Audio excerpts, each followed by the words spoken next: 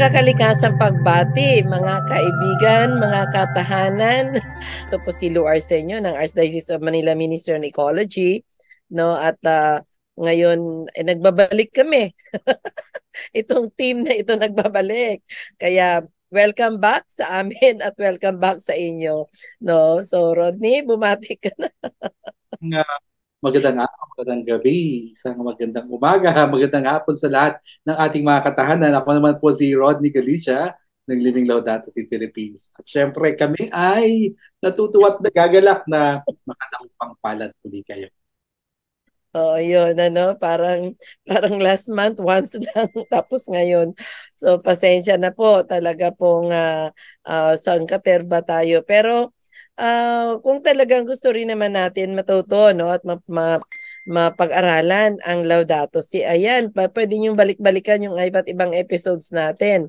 No, 3 years na tayo, kaya mukhang malawak-lawak na tayo. Pero Rodney, 'di ba?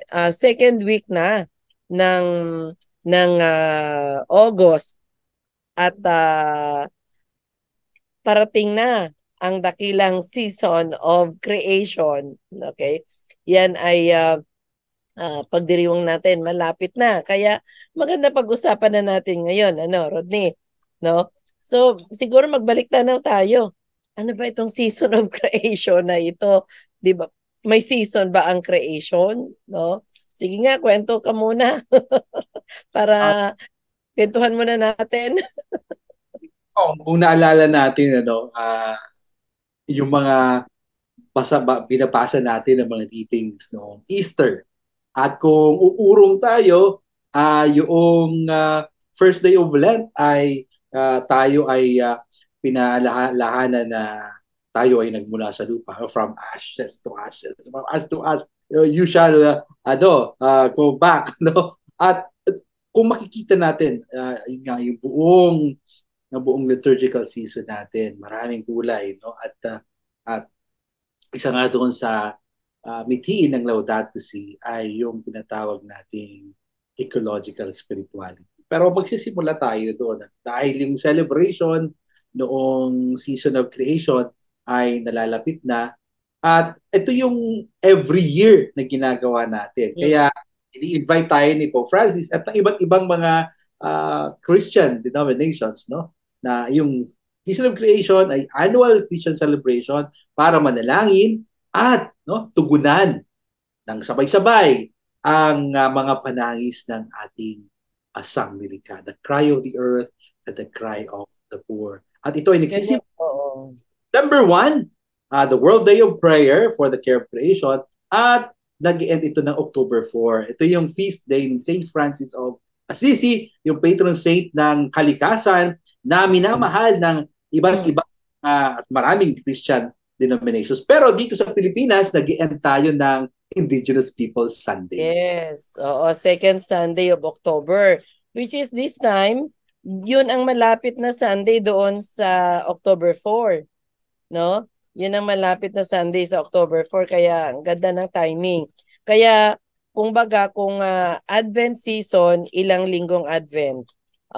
Four Sundays, no? Kung Lenten season, medyo mahaba, no? 5 Sundays yata, no? If I remember right, no? And then, of course, pinakamahaba natin yung ordinary season. Pero ang season of creation ay pumapasok minsan siya ng 6 Sundays, no? At Rodney, alam mo, gusto ko lang pagmalaki pa ang Archdiocese of Manila. Pang 11 na namin. Pang 11 years na namin ang season of creation, no? Oh, sobrang tagal na. 11, ano, 11th year, no? 2013 kami nagsimula.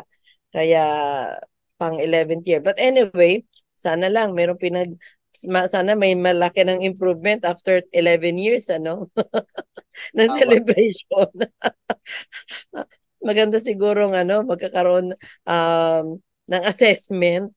Kailangan na yata ng assessment mukhang isasama natin yung ngayong weekend sa sa pag-uusapan.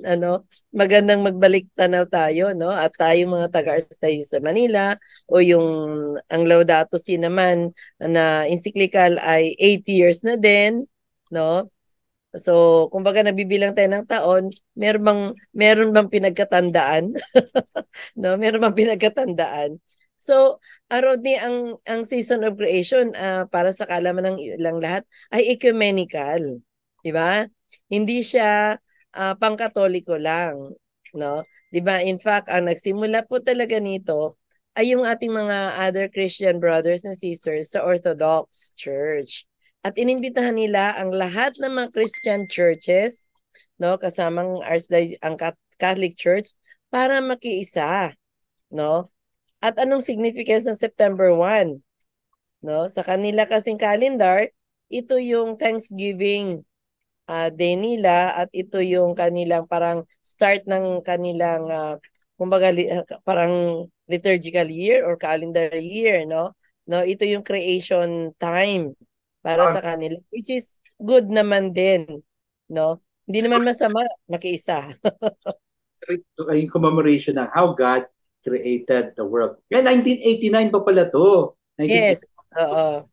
4 years na ginagawa na ng ating mga kapatid sa Greek Orthodox Church. At Tita Lu, trivia lang, noong 2000, nagkaroon ng statement o nung pastoral letter, yung ating Catholic Bishops' Conference of the Philippines, celebrating Creation Day and Creation Time. So, ibig kong sabihin, 2003 ha? 1 to 3 ay 20 years yung season of creation, no? Yes. Pa lang yun, tsaka creation time. Pero, yun nga, season of creation 20 na. years.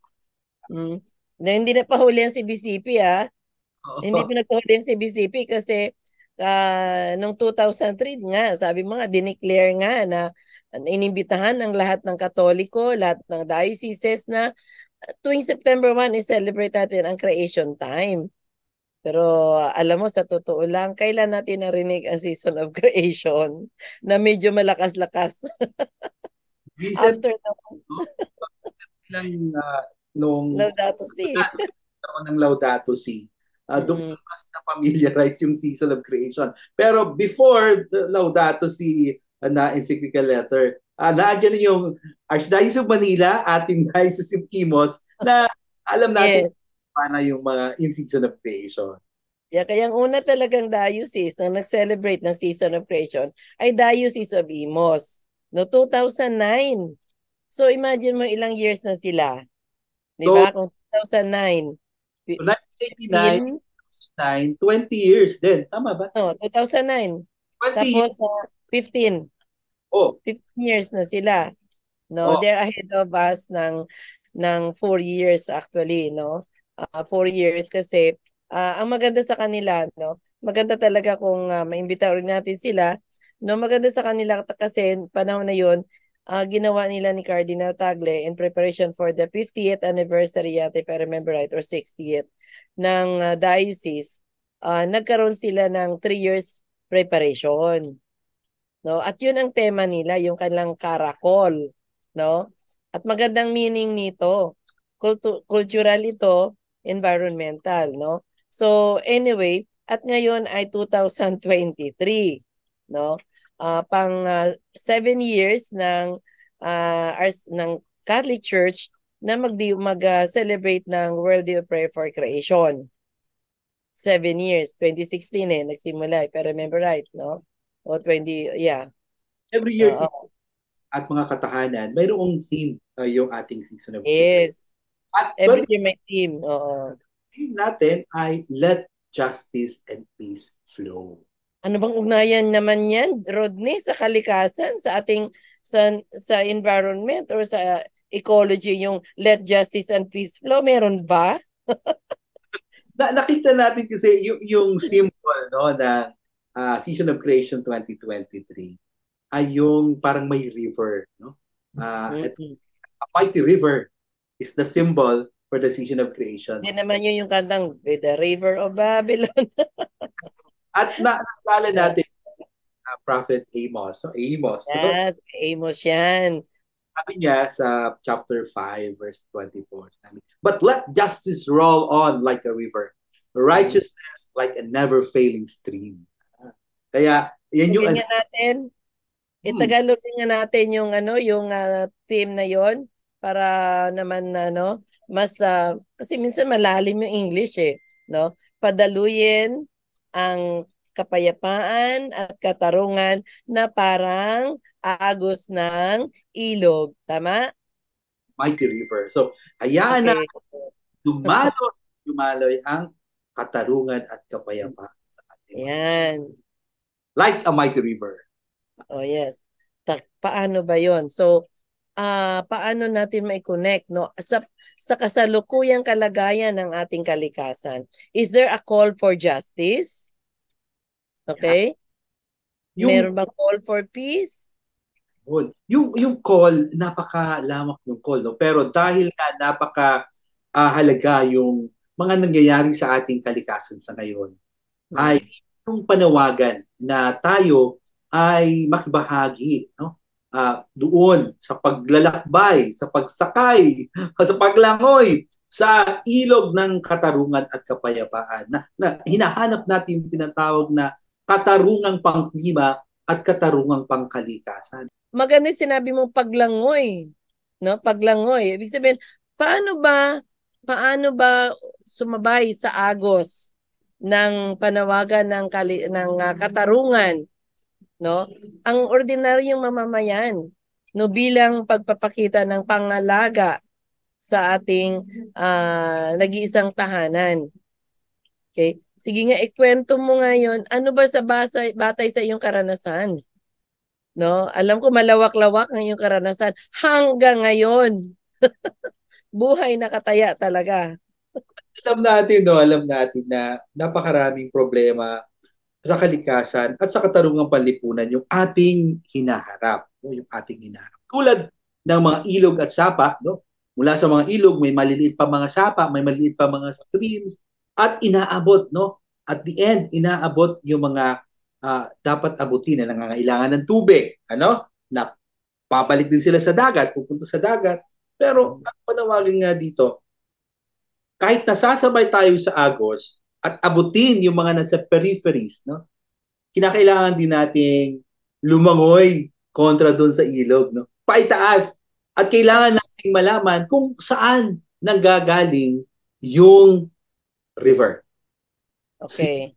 Saan ang source, ang spring ng tubig ng buhay. Yun. So siguro maganda rin na imbitahan natin sila magnilay na kasi very accessible sa atin yung tubig, ano? Yung symbolism kasi ng tubig, water, may pinanggalingan siya, sabi nga ni Rodney. Pero alam ba natin saan ang galing yan? Kung ang ating mga kabundukan po ba, kinalbo na natin dahil sa pagmimina, paglalaging, may tubig pa kayang makarating sa ating mga gripo? May aagos kayang tubig doon sa ating mga ilog at tatagos doon sa mga springs, sa mga at magsasanga-sanga, no? May aagos pa kaya? So maganda siguro din, Rodney, itong team natin ngayon ay meron tayong uh, magdadalhin natin sa pagninilay, ano ba ang kahalagahan ng tubig? Ano ang ugnayan ng tubig at ang ating kabundukan? Kaya tayo kumukontra sa pagmimina, kaya kumukontra sa paglalaging, no, kumukontra tayo sa pagtatayo ng mga dams na sumisira sa mga kabundukan, no? So, siguro maganda nating tingnan, no, naalala ko palagi si Lolo Densi, si Cardinal Rosales. Pag yun ay magkwento tungkol sa gubat, no, at magkwento kung anong halaga ang kaugnayan ng kagubatan, malagong kagubatan sa pangailangan natin at sa serbisyo ng tubig, ay talaga namang napaka-passionate ni Cardinal Rosales dito, no? And siguro ni ikaw sa iyong karanasan, maganda siguro maipakita at mailarawan natin, maipa-imagine natin na kasi tayo, alam natin, pagbukas ng gripo, wow, Pag walang tulong tubig, galit tayo sa mga water concessionaires, di ba? Pero tingnan natin, hindi ko sinasabing huwag tayong magalit doon kasi servisyo yung binabayaran yun. But at the same time, tingnan natin ano yung ating pakialam sa mga issue ng logging, mining, no, pagtayo ng dams. Meron ba tayong pakialam dito? So Rodney, ikaw nga magkwento. At maraming, sabi nga ni Pope Francis let's listen also to the poor. Hindi lang nag-tree planting tayo, nag-segregate tayo ng basura, at the end, hindi naman natin tinutulungan yung mas naapektuhan ng pagkasira ng kalikasan. At naalala ko, parang yung season of creation na team, no? Flowing like a mighty river, no?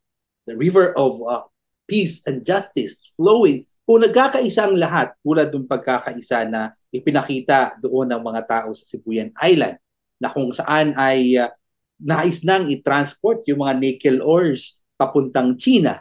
Ang ginawa ng mga tao, nagbarikada sila. Nagbarikada at pinag-aralan sabay-sabay kung ano ang mali doon sa ginagawa ng mining company. At dahil sa pagbabarikada, first attempt, hindi tumuloy. Second attempt, natuloy. Pero dahil nga nagkaroon ng dispersal, ito ay na-focus ang atensyon ng media.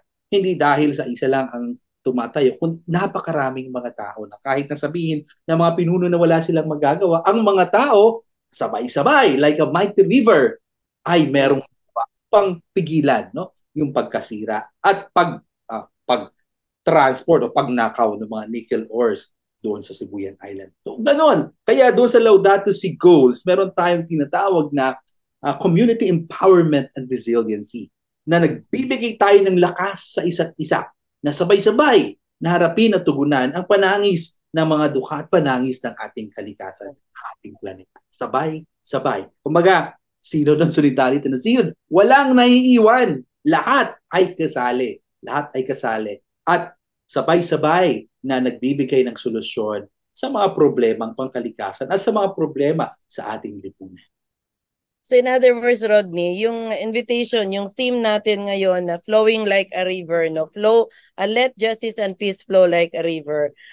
Yung flow na yon nag-invite sa atin to join, to collaborate, to participate, no? At makiisa. Tapos, yung kasing naalala ko ngayon, Rodney, message ni late Pope Benedict XVI nung tungkol sa World Day of Peace, no? Sabi niya, if you want to cultivate peace, protect creation. When you say protect creation, pinapalaganap mo yung katarungan, di ba? At ngayon ay merong clamor, merong panawagan na bigyan din natin ng katarungan ang kalikasan. No? May karapatan din ito, tulad ng Manila Bay na ngayon ay salamat, medyo tinigil daw ang reclamations. Pero damage has been done. Di ba? Kasi marami hindi nakialam. No? Marami hindi nakialam. Hindi sumabay sa mighty power. Hindi natin pa nakita yung agos, yung mighty power natin na people has power. Di ba? So, yung agos ng tubig, tingnan natin yan sa kalakasan natin bilang tao para protektahan, no, protektahan ang ating kalikasang nilikha ng Diyos, no, ang sangnilikha, no, kasi wala namang isang may karapatan na sumira nito or mag-angkin nito. Unfortunately, may mga families identified, sila yung naging source at cause ng distractions, no? At marami pa silang mga proyekto, ilang mga pamilya, kung bibilangin mo, you can name them, no? Nasa public na rin yan. Pwedeng pangalanan yan, basahin nyo sa mga news, kilalan nyo. At marami sa kanila ay talagang pumasok sa politics. Again, this is the proof na politics protects self-interest. Diba? Ganun. Kasi when you're in power, sabi nila, what are you in power for? Kaya, pag ganyang klaseng kaisipan, ibig sabihin, merong hindi tama, hindi siya pagpapalaganap ng katarungan. At dahil walang katarungan, malabo din magkaroon ng kapayapaan because people will continue to resist. Kahit kukunti yan, no? They will continue to resist to protect, no? To protect creation. Alala ko tuloy, Tita Lu, yung sinabi ni Pope Francis sa Laudato Si 181. No? Kung ang mga politiko ay matatapang, if they're courageous, and they will attest, no? Doon sa ibinigay na dignidad ng Panginoon sa kanila at iwanan mga and leave behind a testimony, no? Iwanan na at magkaroon sila ng legasiya, no? Testimony of self-responsibility.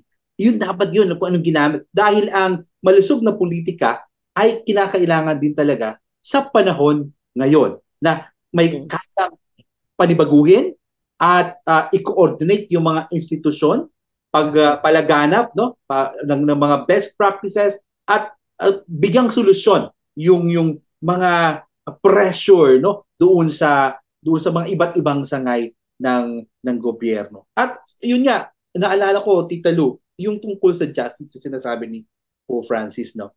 Ang sabi niya sa Laudato Si 49, sa ngayon, kailangan nating maunawaan na ang totoong ecological approach ay isang social approach. Ito ay panglipunan. Yung ating pangkalikasang kaparaanan, solusyon ay laging, no, nagiging panglipunang kaparaanan. At dapat isali, no, yung mga questions, yung mga issues ng katarungan sa mga debate tungkol sa kalikasan. At therefore, we will both hear the cries of the earth and the cry of the poor. Malinaw yung sinabi ni Pope Francis. Environmental justice is necessary in all debates. Kaya siguro bilang introduction natin ng Season of Creation, no, inintroduce natin yung theme. Pwede natin siguro, no, mabuting mag-iwan tayo na pagninilay sa ating mga tagapanood, no, tanungin natin, no, yung hayaang dumaloy ang ang katarungan at kapayapaan tulad ng malakas na agos ng tubig. Okay? So, paano ba ito nangyayari sa atin? Gaano ba tayo siguro tanong natin, gaano ba tayo aware? At kung aware man tayo, napapanood natin sa TV, napanood natin sa mga news, nababasa natin, ano ang epekto nito sa iyo? No? Anong epekto nito sa iyo?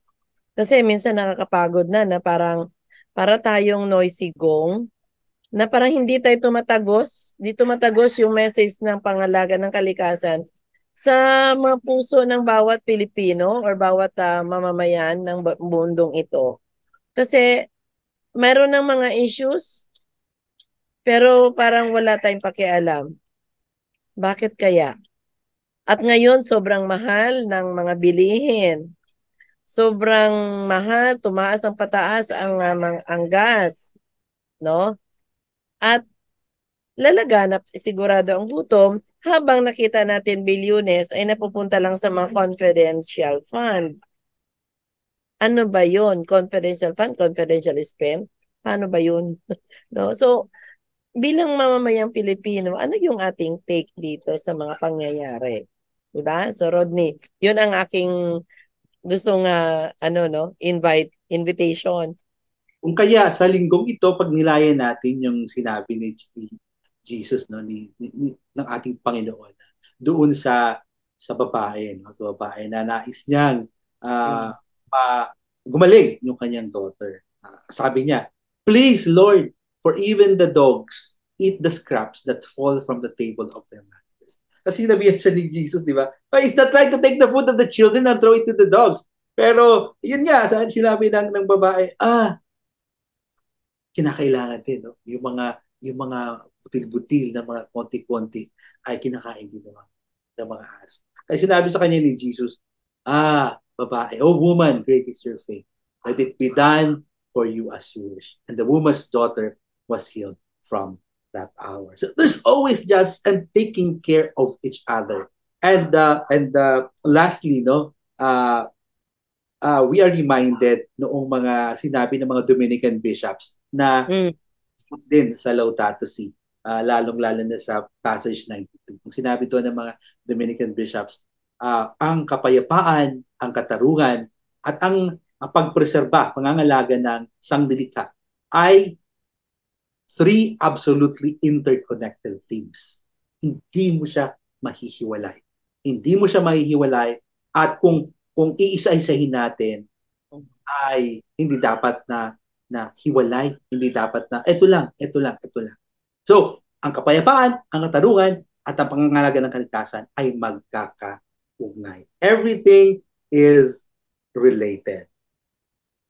So yan, Rodney. So sa mga next episode natin, mag-imbita tayo ng iba't ibang sektor kung saan magnilay din sila tungkol dito sa tema ng Season of Creation at ano ang message sa kanila at ano ang kanilang mga karanasan tungkol dito, no? So tandaan po natin, Season of Creation starts with the World Day of Prayer for Creation sa September 1, which is a Good Friday. First Friday, sorry.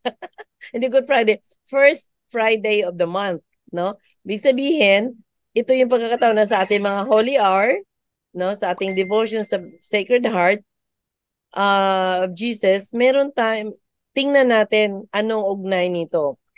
Anong pag-uugnay nito sa devotion natin sa Sacred Heart at yung panawagan ng katarungan, no?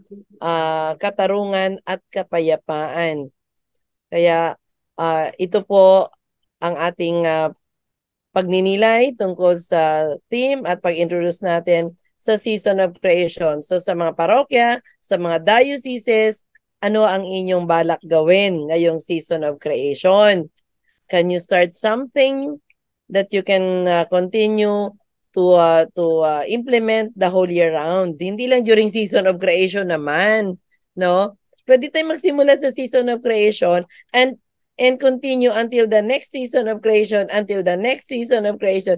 Ibig sabihin, it should be a continuous effort to preserve, to protect, and to defend God's creation. No? Di ba, Rodney? John, please visit yung website www.seasonofcreation.org. At Tita Lu, siguro sa closing natin ay papapakinggan natin, papanood natin yung Season of Creation song ng Archdiocese of Manila. Yes, sure.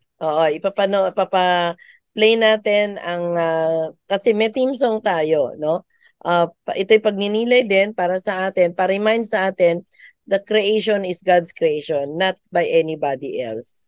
Kaya magandang makakalikas ng pagbati sa lahat ulit, no? Kung saan man kayo naroroon sa iba't ibang panig ng mundo, sana ay pangalagaan natin at tugunan natin ang panawagan, let justice and peace flow like a mighty river, no? So ito po si Lu Arsenio, inyong inyong host at ecology coordinator ng Archdiocese of Manila. Rodney? O naman po si Rodney Galicia ng Living Laudato sa Philippines, isang makakalikasang araw, mga katangan.